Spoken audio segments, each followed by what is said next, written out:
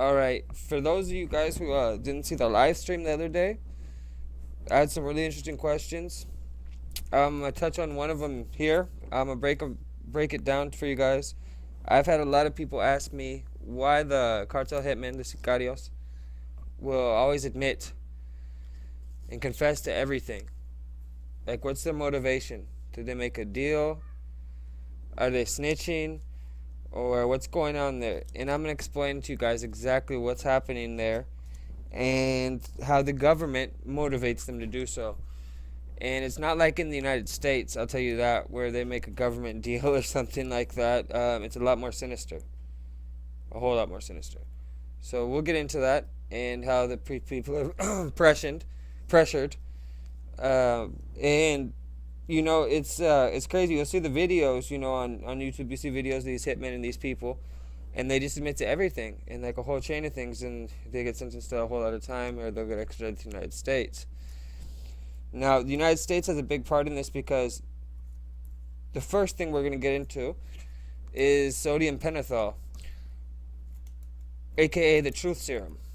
Now, this is usually used by the CIA and groups like that, but the Mexican government has become very fond of it in extracting information, as well as many other governments around the world, and a lot of this is supplied, you know, in the training that goes to use it, done by the CIA or other U.S. government agencies.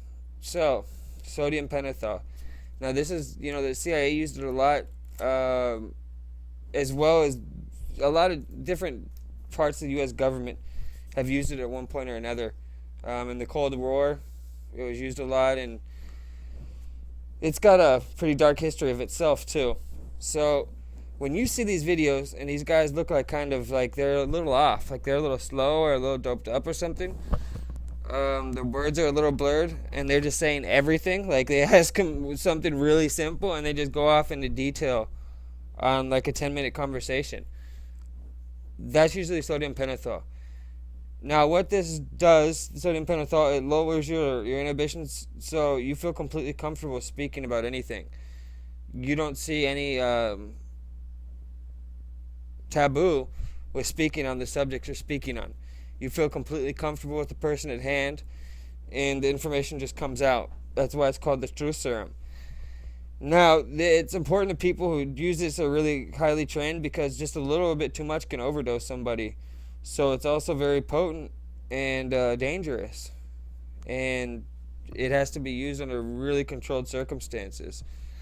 So it can be other drugs that they're used. You know, they could be using benzodiazepines or stuff like that to really dope somebody up. But I must say, anyone who's a cartel member or anything like that, they'll know what those are, you know, or they'll just be getting doped up off it, and they'll probably like it or something. Who knows? But the true serum's very different. You know, they wouldn't know how to handle that high, and it would, I think, it turned anyone over. You know, there's very few people who can resist it. And one of the few ways I've heard of people resisting it is if they go about injecting little by little, okay, on themselves. Now, what would this do? They'd be building up a resistance, okay?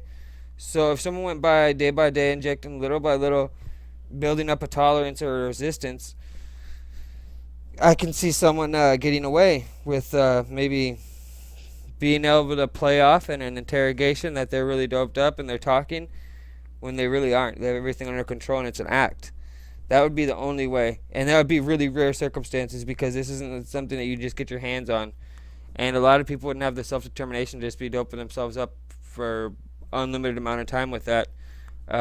Until they get arrested or, you know, turned over by the government, or it's not really logical unless you were planned, you know, like you're going to turn yourself in or something like that. Is the only way I could see that happening. Okay. Apart from the truth serum, from sodium pentothal, which is mighty interesting, I know, we're going to get into something else. Now, what else could they hold over somebody that would have them obligated, you know, to be like that? Another time that you might see them talking funny, and I'm teaching you guys the signs, so if you guys see these videos, you kind of know what to look for. Another time you might see them talking funny, or what seems like talking funny, is it might be they've had their teeth pulled. So this is going to bring us into our next subject, which is torture. Now, there's light forms of torture. When I say light, it's usually waterboarding, or they get slapped around or threatened, light things. That's light torture. Now, heavy torture is like what I just mentioned, or teeth pulling, like I said, pulling their nails out, things like that. It escalates. They'll escalate the violence up at the time that people don't talk. Now, when they torture people, this is the problem with torture and why torture doesn't work. For the most part, it does sometimes, but let me tell you why it doesn't work. Because if you torture someone enough, and they didn't even do anything, they'll just admit to stuff. That's why the witch trials that happened in the church, like the Catholic Church, when they did the witch hunts and stuff, people would just admit to stuff, heinous crimes like having sex with the devil or something crazy, just so they'd stop torturing them. They'd admit to it. That's basically what it comes down to. And that's the problem with torture. So in this case, it works, the torture, because they aren't torturing them to see what kind of information they can get out of them or anything. They're torturing them to obligate them to get on with them. And they're going to get on with them either way. So it's not like, we're going to torture you a little bit, or, I'm sure after the first couple of teeth are pulled, people are going to be like, well, they're just going to keep torturing me until they kill me. So it wouldn't even make sense, and I think what a lot of them do is kind of like what my son did. Like, he's smart. He gave him information that wasn't going to hurt the cartel. It was information that would help him, the U.S. government, the DEA, or whoever, but it wasn't anything that was going to hurt his people or the people they worked with. It was usually information on someone who has already turned themselves in, like O.G.Shadow. Not turned themselves in, but already been arrested, all right? So they're already going to jail for life. So his testimony isn't going to matter. They're going to sentence him to life whether my son testifies or not. That's how it was. He was done.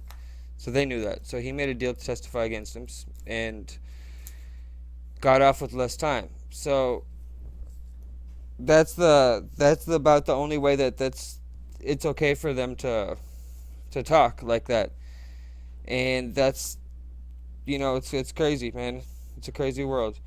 So apart from the torture in that circumstance, they could start torturing, to try to get you to start talking. But like I said, between the truth serum and the torture and stuff, you really don't have a chance of holding out on information, especially when you're disposable and they can just get rid of you, because they'll just torture you until they kill you. And if you don't get anything out, they really don't care. You're disposable. So think of it that way. The next thing that they can do is threaten their families. Yes, it's sick, but the government's very capable of doing that. As one in the United States, the government's capable of doing that. Threaten to send them into jail, or here maybe even set them up. They'll set them up. They threaten to set them up to have something planted on them, like they threaten to have his wife found with a kilo of drugs or something like that. That's the type of things they threaten people and hold over people. If they didn't confess, or they don't, go along with the videotape or whatever that they have at hand at that moment. So they'll hold that over their family members over in big time, usually with jail time, criminal charges. There could be lots of things that they could hold over them. It's really unlimited, and I don't really want to go into it. Because I don't want to give anyone ideas who might be watching this. If there's anyone who would be capable of doing that to someone's family or something like that, I don't want to give them any ideas. So I go into lots of details and stuff like that, but on some things, like when it comes to people's families and stuff like that, I don't want to give anyone ideas. It's just, no.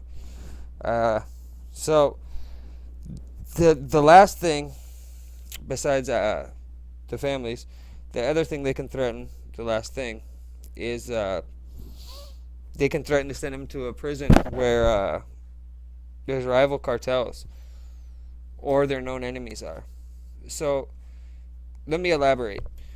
Sometimes in this life, in this game, people will develop rivalries, and sometimes it becomes personal. You know, like this guy might have killed someone who worked for you or your best friend or something, you know, and you guys got beef now. And that beef goes on forever. And maybe you wanted to get him in a long time, but you never could because of the position he's had or who he is. And then you guys meet each other, and there you are in the prison, both of you, you know, and you guys hate each other, and it's go time. That's just it's what it is. Now the police could hold that over you. They're knowing that he's your enemy and he's in this jail. He might have some type of pull or some type of control. So they'll be like, you know, you're gonna tell us this or that or this, or we're sending you over to this jail with this guy, and you already know what's gonna happen. You know, they could do that. They could also, even if you don't have any personal rivalries, let's give an example. Let's say you're with the golf cartel or something. They could threaten to send you in the jail where the Zetas are, all right, or where the Zetas control, like one of their strongholds. Now that they could hold that over somebody because you know the moment they show up, they're probably dead. So it's basically the same as threatening to kill them, or have them killed. It's not really much different if you think about it. You know, the police knows, the government official, whoever you want to refer to, doesn't have to necessarily be your police. It could be the state attorney's office or who knows, whatever. Here in Mexico, there's lots of positions, of judicial positions that send people to jail. So you can imagine the fear people that they can instill in people, and they know damn well what's going to happen to people if they send them to this jail or if they send them to this place or so on and so forth. So they can try to wash their hands of responsibility and act like they don't know, but they do know, and that's why I'm making this video, because people ask all the time about that, man, why these guys talk and this and that, and I've seen it in commentaries on videos all the time. So I thought I'd inform you guys on something that you don't really hear anywhere else, and it's interesting, man, what type of things they can hold over people, you know, and it's usually you don't see them tortured like on the surface when you think of torture, like they're all beat to pulp, and no. It's usually, like I said, they'll pull a teeth out or stuff like that that you're not going to notice right away. That's not like easily physically visible, like their face. If they do punch them, they'll punch them in the body, you know, and have a shirt on or something. It's just the game they play, you know, and they're damn good at it. That's all they do is play games all day. So I hope this be more motivation for you guys to stay out of that life, and if you're in that life, to get out of it. If only find death, prison, leave you in a wheelchair, you know, or you could lose your health in other ways, you know, addiction. There's so many other, there's a long list of things that can happen to you. So please stay away from that life. That's all I can ask of you. Cherish your family. Smash on that like button. Subscribe. If you guys want to donate on PayPal, that would be cool. I'm going to put this up right now. It's afternoon here for me. Bid you guys adieu, and I hope you guys have a wonderful day wherever you are in the world, or night. And take care of yourselves. And remember, stay out of that life. And if you can influence anyone to do the same, please do so.